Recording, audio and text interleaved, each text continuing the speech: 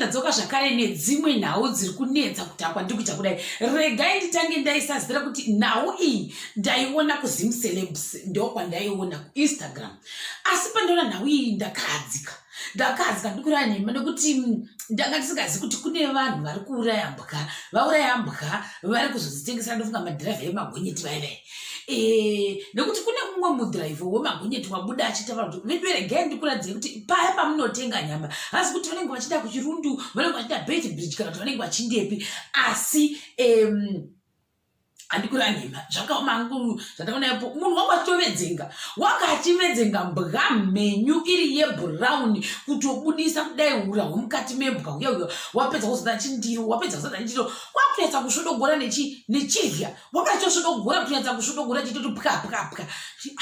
Saka apapo uyu uri kuhura iti kana iwe uri kuti unoda kuuraya mbwa iyi unoda kutengesera vanhu hau koda kuti kuurayira mbwa padivi nerodhi, main road, highway, ndo paanga achisvodogorera mbwa iyoyo.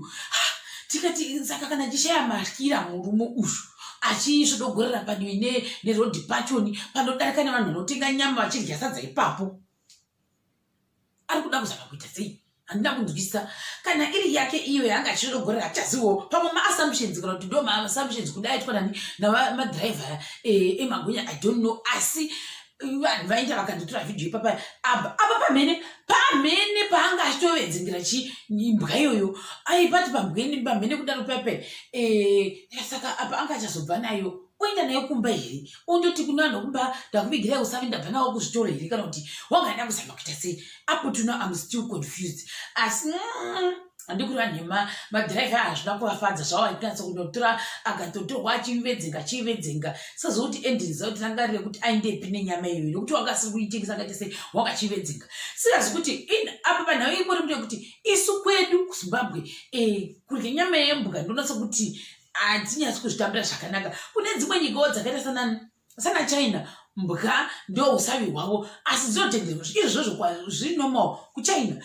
Kwedu aiwa si normal. Handikura nhema chinhu ndinokahadza nekuti vanga achitovhura kudai uso mbwa yacho kuti mbwa here vedu hazvigoni nekuti paculture yedu mbwa haisi pamenyu. Maona manje mbwa is not part of our meal. Saka ndofunga ndosaka vasina kuzvitambira zvakanaka. Asi dai kurikwa kuChina ndizi kuti pamwe wangada tengesera maChina people I don't know kuti wangada kuzama kuita sei. Kana tirege tikuenda kuti tigonzwa kuti vamwe vanhu vanga vachikudii pamusoro pedog meat iyi nekuti mbwa yacho inge ichonyatsa kuradzwa kuti zvakaomazvo.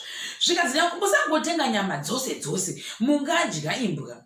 This is just terrible. I'm scared of people who treat animals like this, made crazy. Lo, that's the result sekuti sei ekushayiwa zvinhu. Zhara unoiketa here iwe. People will do anything for a full stomach. Zvataura zvakafanana nekuti you start complaining when you see someone slaughtering a cow. Regai munhu adye mbwa yake. Like I said, handisi kuti murume paanga achivedzenga mbwa iyi wanga achivedzenga kuti agotengesera madhiraivha here kana kuti wanga achivedzenga kuti agoenda nayo kumba achiti kune vanhu kumba kwavo ndauya neusavi kana kuti wanga achizvivedzengira iye kuti undogocha agozorya ari iye handizivi zvakare. Zvikanzi nevamwe mombe haudye here kana washaya comment nyarara apo vanhu vangada sei vanga vachireva ndofungwa naKiki Bed. Zvikanzi nyika don't be silly but animals I mean domesticated pets. Mira uko une dzungu rako handisi mwana wako unyaya yacho naita sei aiita nekupidiguka. Vakomana this is witchcraft. Dogs don't deserve this anyway. Musadero. Zvikanzi iwo wakaidya paye wakuramba. Zvikanzi nevamwe zvakare. This is just bad. Just know kuti wakadya nyama yembwa wakaidya ndo zvatokwasaita sei kutaura nevamwewo.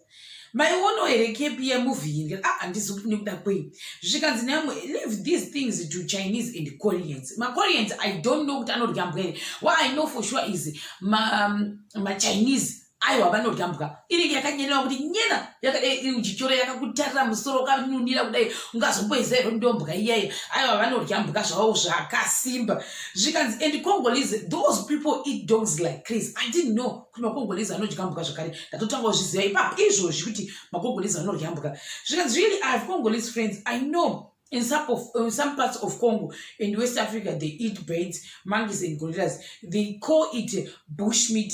I won't judge we have Matimbi or Madura and Beva after all. You can say, what a dog, yay. So you can say, yay, Nakakushikawati, Gatimbo, Nanyama, Yatsikukakutin impi. Wanike imbwa, unobva wapera pawa.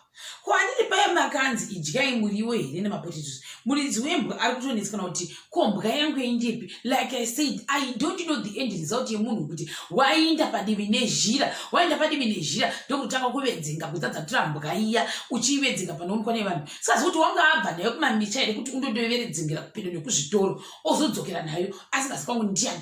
Apa the problem now is mucommunity kwakaita sekwaanga ari kuya it's easy to be known nekuti mamisha vanhu vanozivana vose kuti ndokwaningi ndokwaningi ende vaita sekunomumhangara kuti mbwa yangu kutsvaka takaiona ichivedzengwa padivi nezhira padivi nerodhi pahighway yemagonyeti nani nemukomana wakanzi wakati kwaJohn kana kuti kwana Peter kana kuti kwana Timmy ndiye waivedzenga mbwa padivi nezhira. Saka asi kuti waida kuzama kuita sei and I'm confused.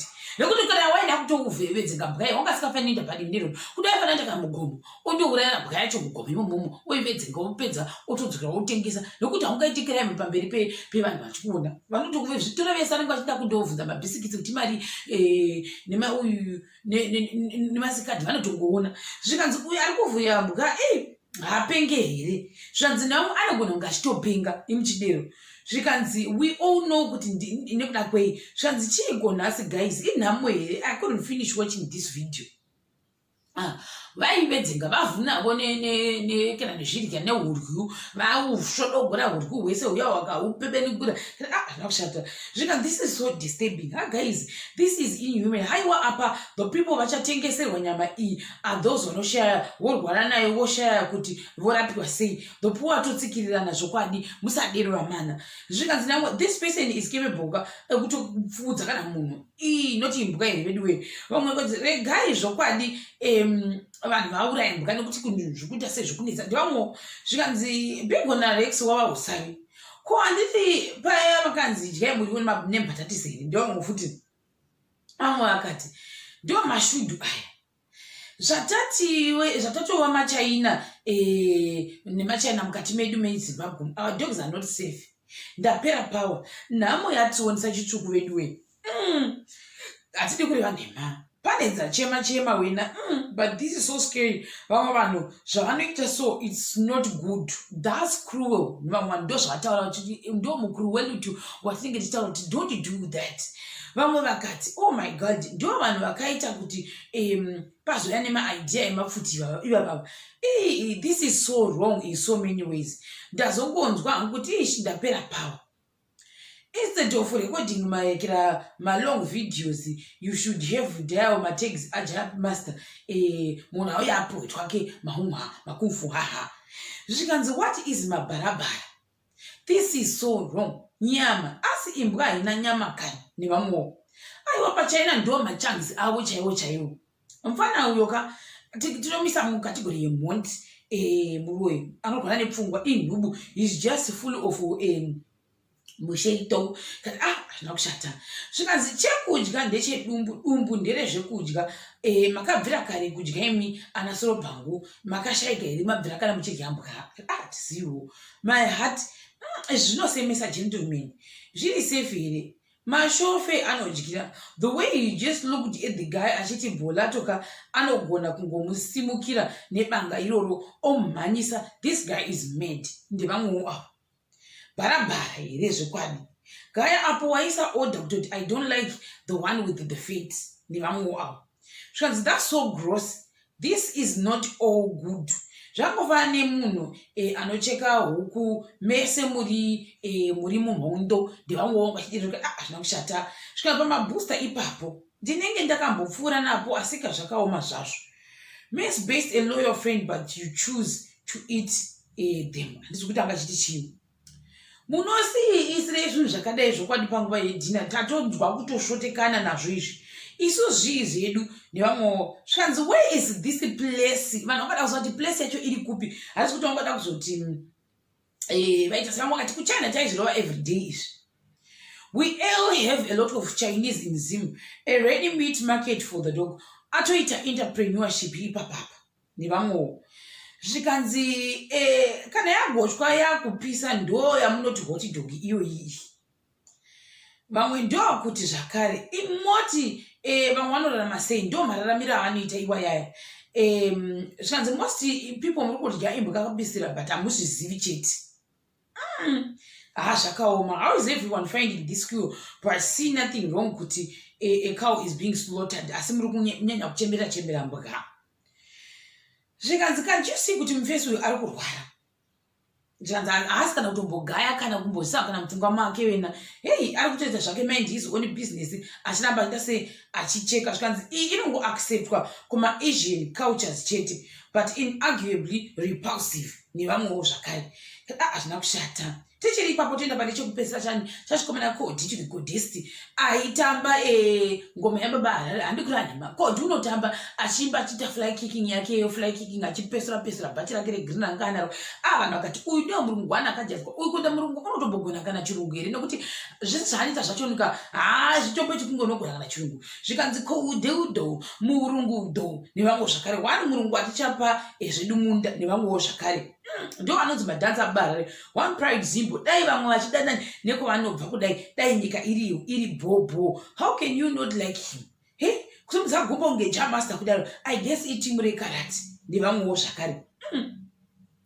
Mufana uyu anotomboziwawo kuti zvinhu zvakaoma yakadzogora chingova muvhaibhi zvavo dzakangodaika zvaushata. Anotori nevabereki here murungu zvokutotiikira kati kunotadza nei kudero kuita vabereki kuti watamba achita karateri. Zvikanzi zvakaoma vamwe kati murungu wemashuwa here kana kuti wasiri kati chiri vanhu vachingoonawo zvekuti chingoti aiwa dhani nechine makarati kika kwangwa chachi mukati mevhidhiyo yako chakubatai zvakare pasvika muchinotevera.